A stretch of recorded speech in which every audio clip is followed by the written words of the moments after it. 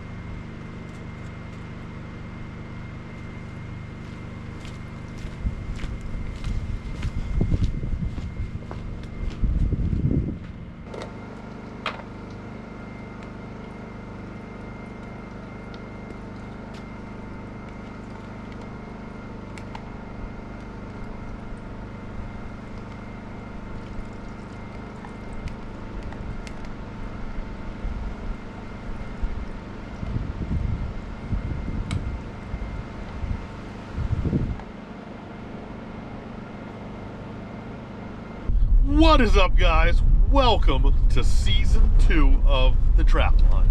It is finally here. We're finally back in the North Maine woods to do some Marten and Fisher trapping. Now this year on Season 2, we're going to be adding some stuff to the trapline. So we might run a little bit of beaver. We might trap for a little bit of otter. There's really no mink up here, and there's very few raccoon. There are a few raccoon around the camp that have been coming pretty regularly, and there might be a few raccoon around some of the other camps up here in the North Maine woods. But for the most part, this trap line is going to focus on the mustelids, which are your marten, your fisher, and your weasel. Donnie's been up working on the traps with me for the last week or so. We've been super busy working on projects around camp, working on the main cabin, working on the secondary cabin, working on boxes, working on traps. And he had to go home for a couple days for a dentist appointment. He's got a sore tooth and for some doctor visits. But he will be back probably for first check or very close to first check once I get all these traps out. The truck is absolutely freighted.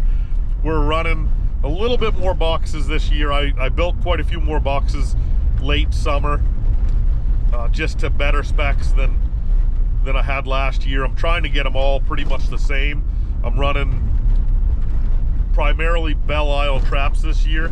I'm also running some Savage, which is Belisle's sister company, and we do have some other brands still at the camp if we want to get some more out there. Trapping here in Maine, we have pretty strong restrictions due to the Canada lynx being erroneously on the threatened species list for the federal government.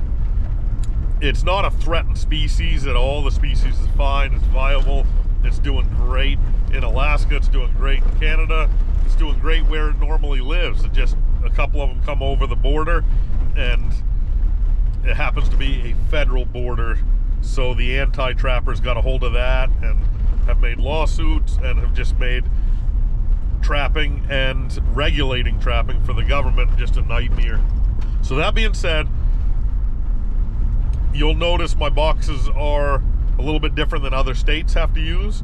We are restricted on the length of the box, how far back the trap has to be from the opening, how small the opening has to be, if there's baffles or angles in the box.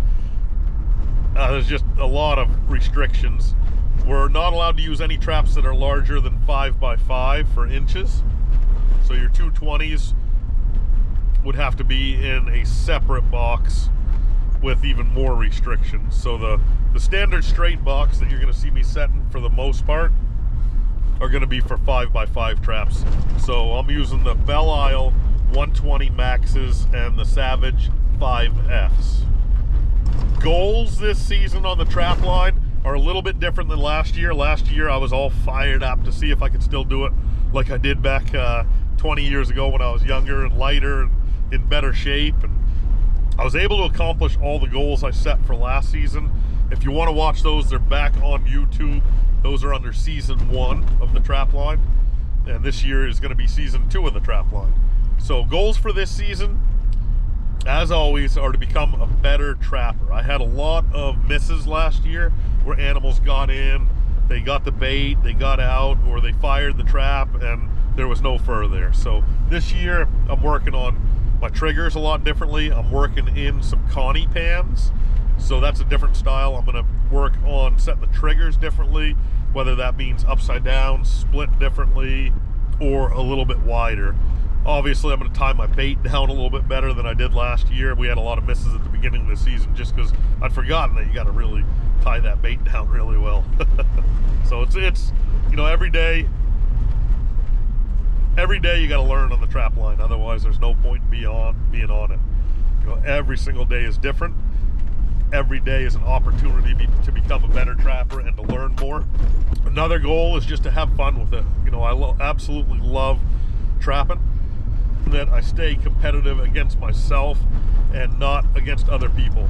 You know, I can put numbers up that'll compete with anybody in the state, but that doesn't really matter to me. What matters is that I'm competitive against myself, my former self, my future self, and that I'm doing my absolute best out here. Another goal is just to find new areas in the North Maine woods that are good for trapping, good for fur. One of my favorite things about trapping are finding the animals, learning where they're traveling, where they're living, where they're eating, and then setting them up and really trying to figure them out. You know, like if my trapping partners had as much time as I do, I would just propose that I am the guy who sets every single trap. I don't even care if I check them.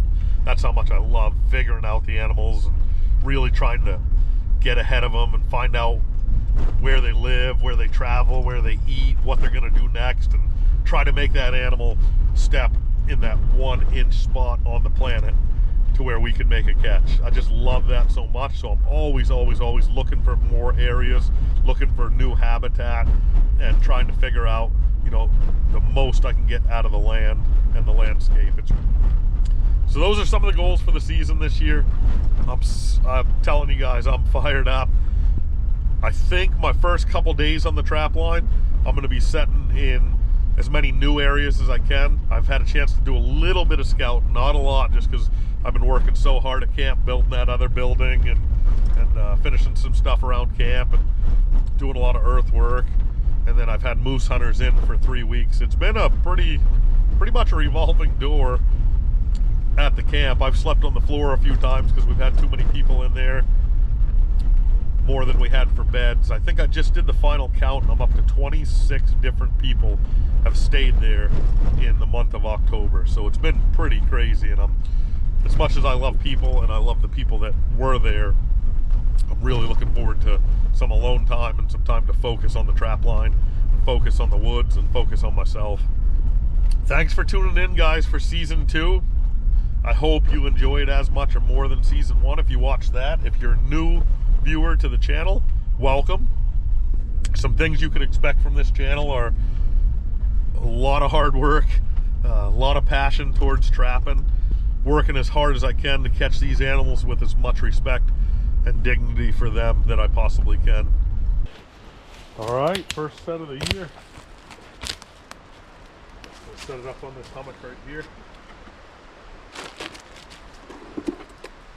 Something a little different this year. They've made the restrictions a little bit stronger on anchoring your trap down. So where we used to just anchor to this 30-40 pound box where the trap was locked inside the box and couldn't come out, now we have to actually anchor to a tree or a stump or a rock. I don't know.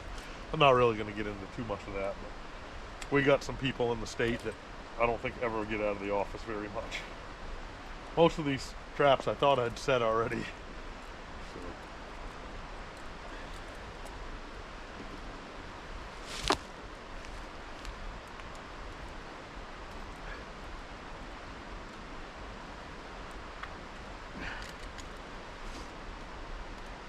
The one thing I love about these Belisles is how strong they are.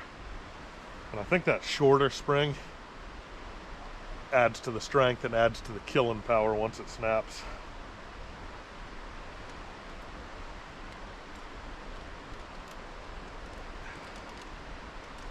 There we have it.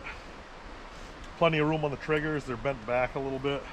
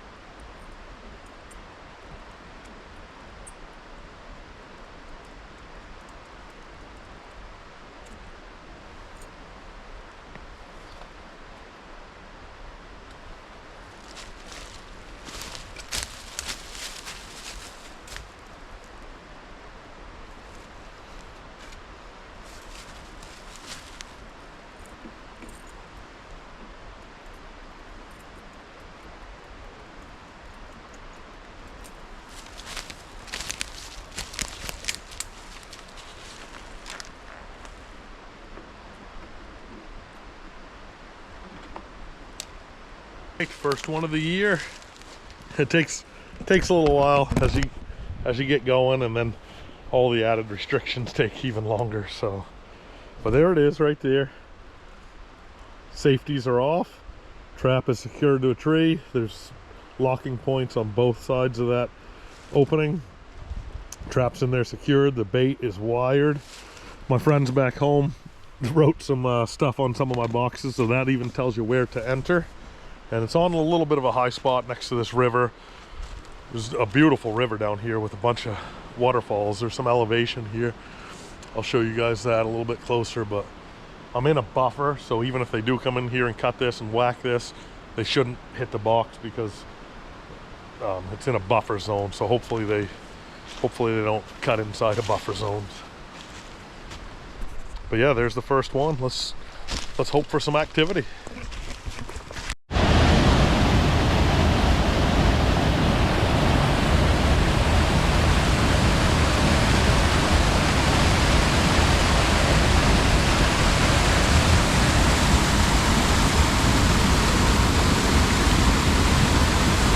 All right, second set of the year in.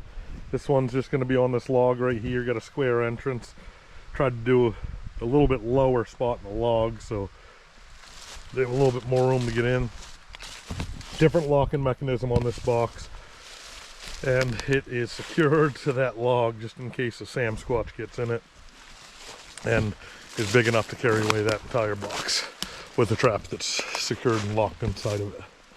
So we got mixed hardwood, softwood here. Got a stream running right there, so really good spot for a fisher to be running. Pretty far in the woods from the nearest logging road, and got some long distance call out, so hopefully it calls in a fisher or some marten. Some pretty big popple in here, also some pretty big spruce. They're not allowed to cut within a certain distance from the stream, so I'm set up around some big trees. There's decent canopy in certain areas over here.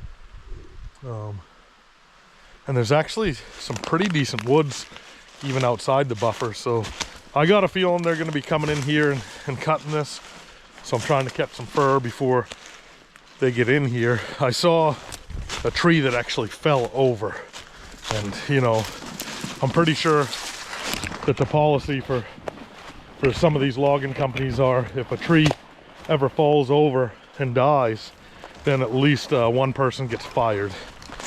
So that's a big no-no in this. You know, they don't usually let them grow to maturity, let alone till old age. This is the fourth set so far.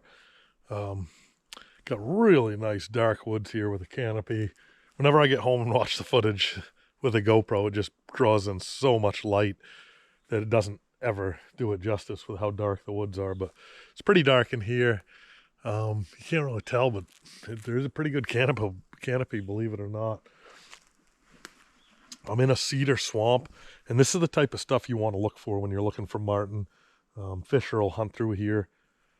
Basically, I'm in some rabbit woods. You know, this is a good cedar swamp. Anytime you find green carpet under your feet like that, and you look out, and it's all green, that's really good. Anytime you have a dark canopy over your head, that's excellent as well. So I got this one up in the air on a leaning pole.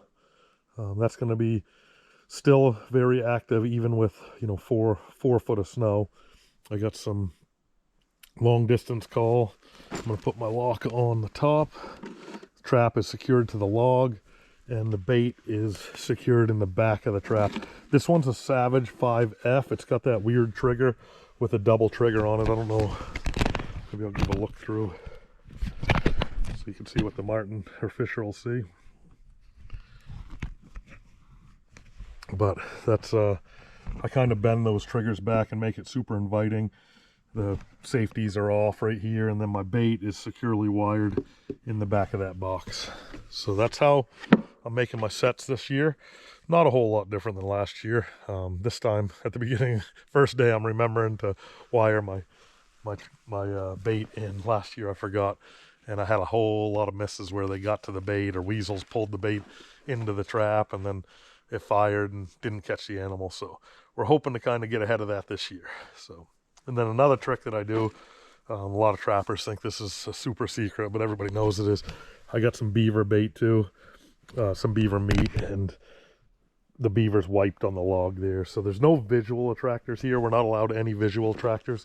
Back in the day when I used to trap, we were allowed to use visual attractors, and I would use a partridge wing, you know, waving in the breeze, and it really did well and brought in Fisher and Marten from a long distance, you know, kind of closed them is basically what it did. But now we're not allowed any visual attractors, so you got to do it all with scent. I did paint all of my new boxes green this year, and I don't know, you know, I found no difference last year in whether it was green, whether it was painted, whether it was unpainted, but I wanted to get a layer of paint on them just so they don't suck in the water from the outside. I'd like to get a layer of paint on the inside, but I just didn't have time or enough paint. But you know, some guys have told me in the past that your Marten won't go in it if it isn't painted, but the only advantage I saw last year to the painted boxes were they didn't soak up the water and the snow and everything that the unpainted boxes did. And then, you know, they're more camouflaged from other trappers, which is always a good thing, than the unpainted, just kind of white box. You know, who knows, maybe the white box is a visual attractor in itself. You know, it stands out like a turd in a punch bowl. So let's keep getting set up. I'm super grateful that we don't have rain today. It's been raining the last couple days. We got 2 3/4 inches of rain 2 days ago. All right, another one set. Got that one just on a log off the ground. That one's got a diamond front to it, as you can see. Got a Savage 5F in there. Got a stream right here, so in the rare case that a mink ever runs this brook, I'll probably catch them.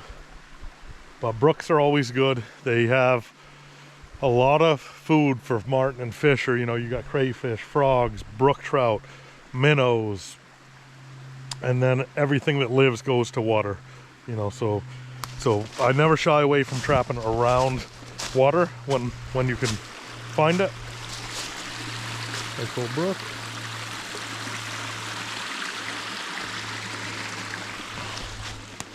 Because predators always run water as well too, you know, because the prey's near water. Now there is a bear bait, probably about 1,000 yards from where I just sat, and I didn't really want to set on the bear bait. I don't know, a lot of guys just set bear baits because Marten and Fisher go to them often, but I don't mind getting in the areas of them, but I don't know why. I never really like to set bear bait. I don't like to put my skunk scent near their bear baits, out of respect for the guys that are baiting bear. The season's well over right now, but I know those guys work extremely hard, so I don't want to mess anything up for them if I do. But I talked to a bear baiter the other day, and he said set every one of his bear baits. He said it won't make a difference, but I might set a few this year, but we'll see. Okay, sets are going in pretty good, pretty smooth. A lot of prep work, you know, you could always do more prep work, but I had enough prep work done where things are running nice right now, and I'm getting some sets in. I'm in a brand new area to me. I've never been in this area. I'm inside the North Main Woods, which is 3.5 million acres. You could trap anywhere inside the North Main Woods. For me, the whole woods are my oyster. The only places I'm not going to set are where other trappers are already set up, if I find that. But new area to me. All of last season, believe it or not, was actually a new area to me. The entire ground that I covered, I'd never ever seen it before. I'd never been there before, and I learned it all on the go through, you know, satellite searching on the Onyx, and then putting up boots on the ground and eyes on the trees and making sure it looks like it does on the satellite, because a lot of times it doesn't. They'll get in there and cut after the satellite pictures, or they might have been shot different times a year or whatever. But anyway, so new area to me. I'm finding some pretty good looking spots. This looks a little bit more like Fisher to me, with the mixed growth and the ups and downs, than it does really good Marten country. But Marten are running out of country to live in because of how they're cutting up here. So, you know, you find any kind of woods or mixed growth at all, and you got a better chance at Marten than in the old days when they would only be in the softwoods and the thick green growth. Okay, so I'll show you a little bit of location setup. These woods look phenomenal behind me because it's just a small narrow strip of buffer. Out here we have just thousands of acres of clear cut.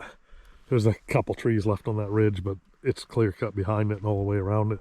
And as far as you can see around this corner, as far as you can see around that corner, and then you get the road down here, and up there on both sides is just another clear cut. But this section right here and right here is not cut because they're legally not allowed to, because it's a buffer zone where there's a stream. So a lot of the streams are still protected. Streams, rivers are still protected in Maine. And you do get some spruce, you get a little bit of cedar around them. You get a little bit of older growth trees. So I don't know if there's enough land here for a Marten or a Fisher to even live in this with these clear cuts. They spray chemicals on these to kill hardwoods, and then they also spray chemicals to kill bugs. So guess where all that goes? It goes right down into those rivers and streams. But if there are going to be Marten or Fisher anywhere in this region, they're not going to be running across that big clear cut. They're not going to run on that ridge like they have for hundreds of years. Now the only areas that they can have to run where there's some prey, where there's some overhead cover, where there's some dark woods, where there's some bigger growth is going to be on this stream right here. So I'm going to try to set this stream. It's kind of a coin flip whether there's enough of a buffer for a mustelid to run through, but it's kind of all I got in this entire area, and I'm willing to try it. You know, this whole season's a learning lesson, as they all are, and I'm really trying to learn as much as I possibly can and get creative with my sets and become a better trapper, and also help you guys at home who are trapping and possibly trapping up here in the North Maine woods.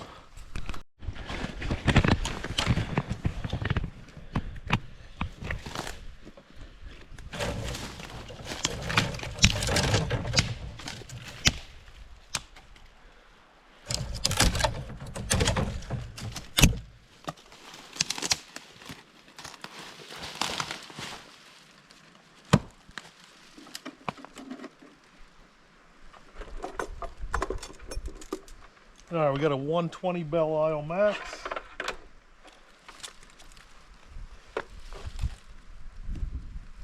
And got a stinky old partridge for bait. My buddy Jesse hooked me up with these cables. Jesse and Molly hooked me up.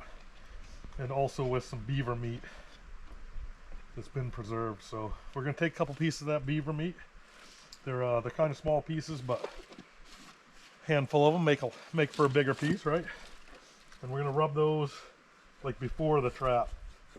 So if he sticks his nose in here, he gets a little bit more enticed. Got a couple feathers that fell off that bird. We got to get rid of those. We cannot have any visual attractors at all. And then I'm gonna rub a little bit of that into the log just to get his nose thinking for him on the way in. Maybe he'll make a bad decision if he smells that beaver. It's kind of a similar thing in life, I guess. So I just got wire, so I don't need as long a piece in the back. This is for wiring up my bait. And I'm gonna take that beaver meat, put it on first on the wire.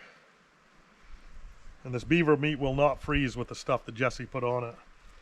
And then I'll put that bird in the wire. And then we're gonna wrap that up pretty tight. Got a wing in there too. Pretty tight. And then that goes through the back. That's where I really tighten it.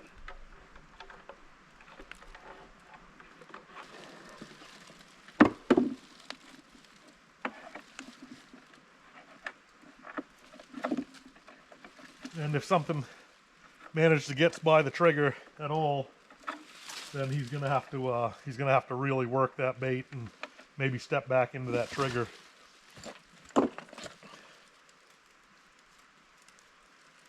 we might get them on the backside. Then I'm going to wire my box to this log so it doesn't fall off, because I'd love to catch a fisher here.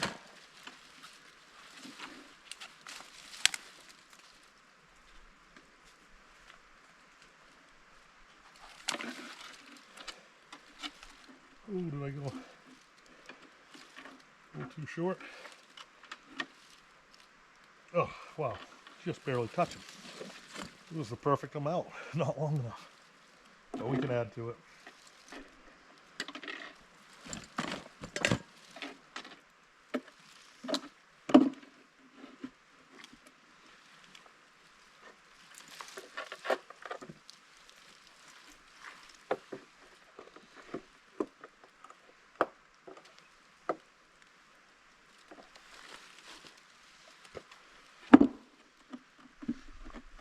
Pretty awesome. Just gonna add some long range scent and then we're good to go.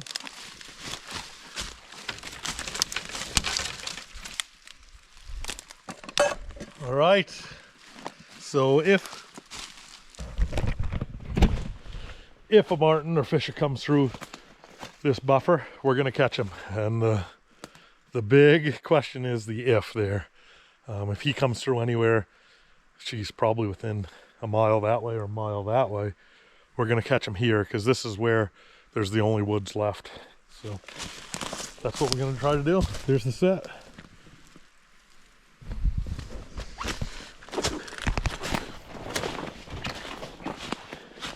Hopefully you guys are picking up some tips or tricks or a little help from this. If you trap, if you don't trap, I hope it's enjoyable for you and entertaining.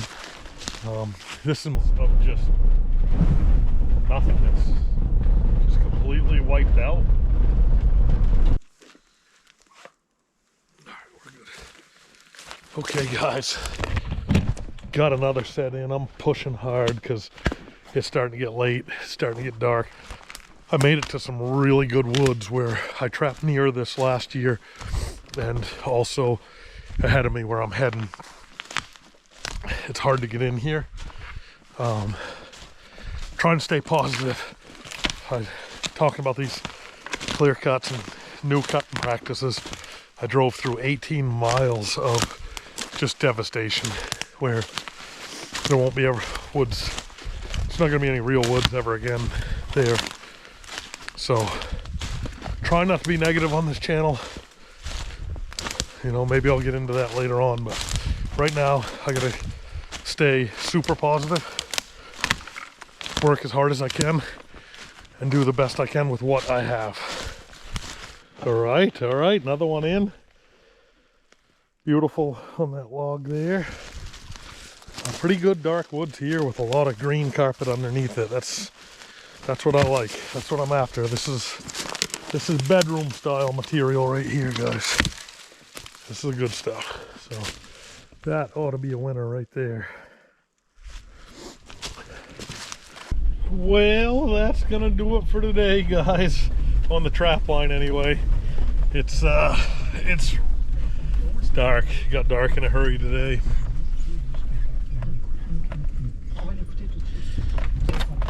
It's pretty important for me to see out there and to see everything and take in everything on these sets. I know I could get a bunch of sets in under flashlight, but I like setting them in the daylight if I can.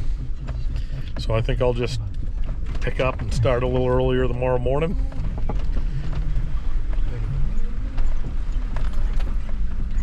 I got a couple set in the dark tonight, and I know I wasn't doing my best location on those, you know, just kind of. Got a pretty decent ride back. Lost some time today due to just scouting. I haven't had any time to scout this season, this pre-season. Leading up to this, I've been crazy busy with building projects and had a lot of guests in the camp with moose hunts and everything else. So haven't really been able to get out and scout or do some pre-setting or anything like that. So, you know, it is what it is. I'm gonna work as hard as I can with the time that I have. So I'll reload the truck on fuel, I'll reload the truck on boxes and traps, and I'll reload the truck on bait. And I should be ready for tomorrow. I'm looking forward to getting home to camp and starting a fire in that wood stove and getting caught up on a little bit of editing and some video stuff. I want to check my trail camera from last night.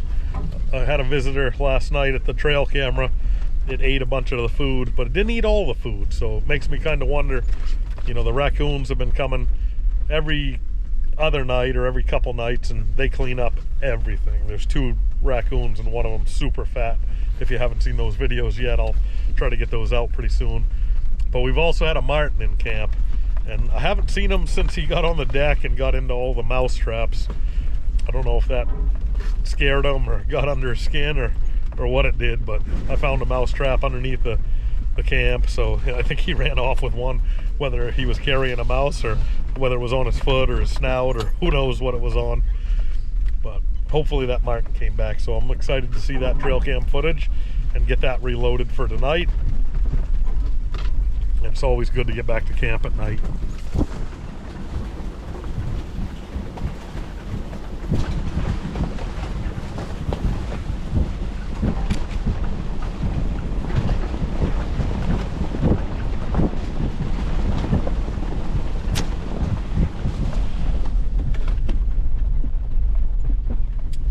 Yeah, I don't know, guys. I definitely gotta get my mind on straight about the new forestry practices up here. You know, the North Maine woods are not what they used to be. They're not what I'm used to. They're not what I saw growing up. And I'm really concerned for the future for people that enjoy moose hunting and deer hunting and trapping and just seeing really cool stuff like the big woods. It's getting smaller and smaller, and they're gonna have to change the name pretty soon to like the North Maine Black Spruce Plantation or North Maine Plantations, because there's not as much woods as there used to be. It's crazy. Just in the 1 year, how much they cut since last year. You know, and I know I'm looking for the same type of woods that they're looking for. You know, some form of mature woods, or mature woods would be great to find, but some even like half mature woods, canopy, underbrush, undergrowth. You know, I know they're looking for that too, but man, they can leave a little bit of that for the wildlife and for nature, but I guess not.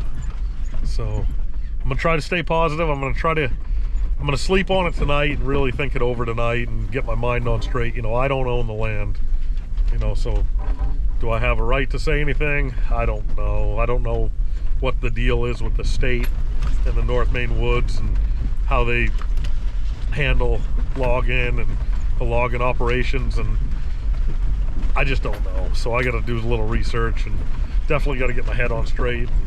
It's more of a game now, instead of just finding out like where the fur is gonna be. It's really a game of trying to find out where the fur even could be, because it can't be in like that last 18-mile stretch I drove before tucking into this little piece of woods here. They can't even live there. Like, it's crazy, guys. I'll get.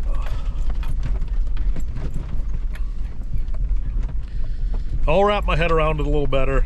You know, it's pretty sad when there's people in the Department of Inland Fisheries and Wildlife that are, you know, professionals that have studied, and they were told to keep quiet about it or they're going to lose their job, you know, about the current forestry practices.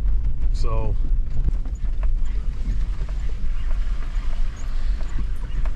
but you guys don't tune into this channel for negative stuff, and usually I'm not negative at all.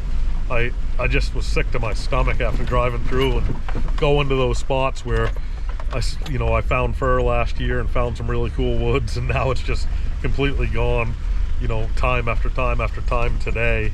And then driving, trying to find some new areas and covering that like 18 miles of just nothing but just monstrous cuts and spray downs, and some of it's, you know, a couple years old, some of it's brand new, but there's nothing growing, there's nothing living there, there's no wildlife, there's nothing. All right, guys, made it back to camp. There it is. Pretty stoked about that. Absolutely great day. I got to reflect on the ride home. It was about an hour ride home. Just amazing getting out there and seeing new territory and making new sets and trying to find some fur, which is what I love to do. So now I got to load up for tomorrow, save myself a little time in the morning.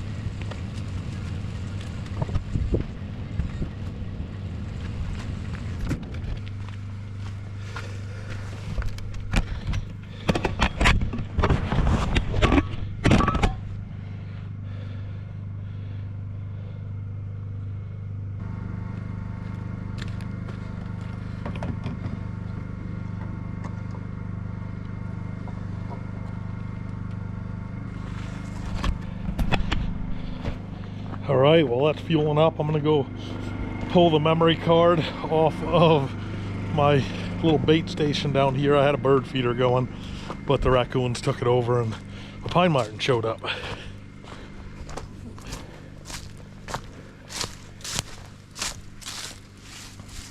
I'm gonna check that card, pull the footage from it, reload the card, and reload the bird feeder while that's fueling up. And also get a fire going in camp. Whew, nice to be back at camp. That's awesome.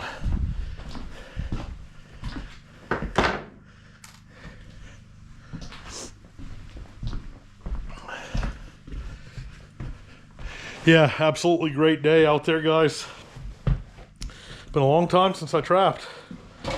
Almost a year. Feels great to get back out there, and today was even more fun for me because I was in completely new areas I'd never even seen before, trying to find fur, trying to find good country.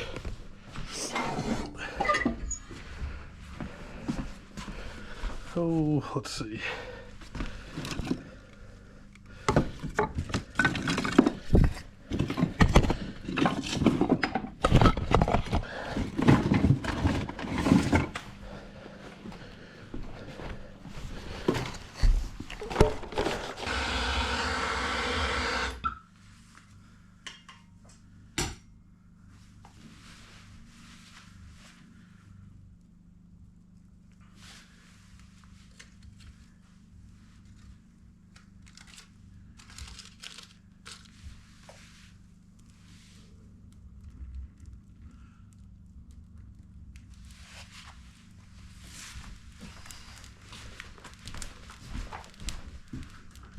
It's a little below freezing out there, so it's not that cold, but nice little fire.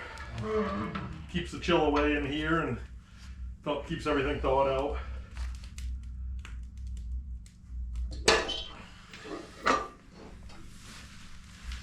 So we'll go check the fuel situation in the truck. That one can's probably done. The fuel has an automatic shut off when it's full, but if it runs out of gas, it'll keep pumping. So, yep, that one's out.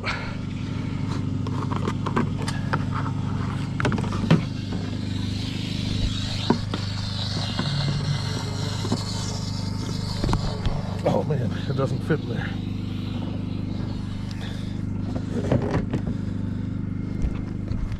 I gotta dump this can into that can.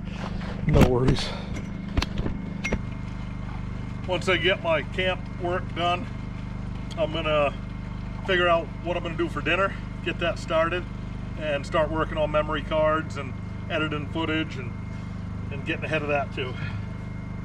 I also want to boil a bunch of eggs for tomorrow because I didn't have any eggs today, and I really like having hard-boiled eggs.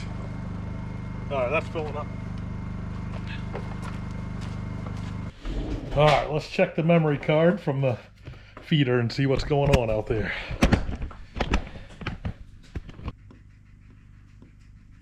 Oh, it was a pine marten. We got a marten right here. Oh, do I trap them or do I let them be? Huh. So funny. They pee on everything and mark their territory.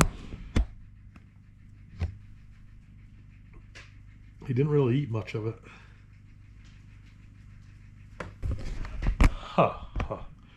There's some trappers around. Otherwise, I wouldn't trap this thing. I'd wait till later in the season, but man, I would hate to see somebody else get that marten that's right in my backyard. Huh. We'll see. I'm not going to trap them tonight. All right, next thing to do is get the coffee ready for tomorrow, so less stuff to do in the morning, have it all ready.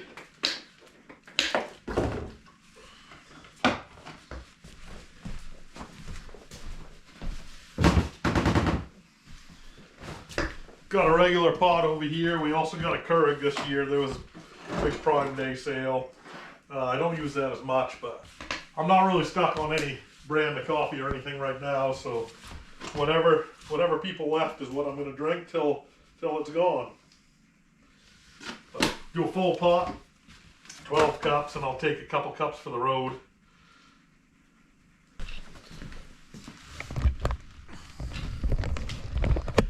Next thing I want to do is boil a bunch of eggs. A friend of mine, Sarah, she's got chickens and she gave me a bunch of eggs a little while back. So I'm going to give them the old float test and then get them boiling. They've never been washed, so the shelf life on them is a lot longer than store-bought eggs.